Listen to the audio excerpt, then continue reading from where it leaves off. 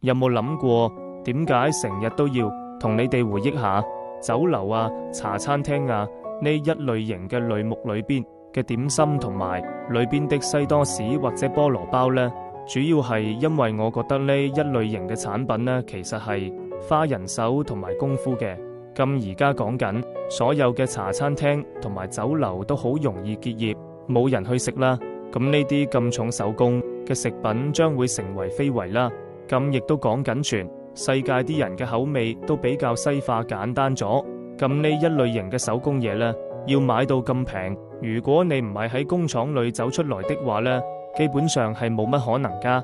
大家都知道啦，某啲食肆佢哋講緊做呢一類型嘅小店，全部都已經去晒米芝蓮級啦。咁即係話呢啲嘢就係越嚟越貴啦。咁你要俾好多錢先可以食到呢啲一流嘅米芝蓮小店啊。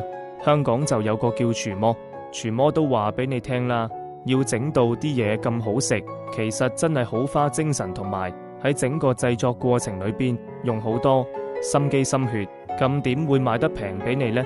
啊，於是乎盡量就講啦，講到就講啦，你去得到食你就去食啦，因為呢一班願意做酒樓嘅朋友都好快年紀好大，或者已經年紀好大，但係冇乜幾多年再去有這個能力去整俾你食家啦。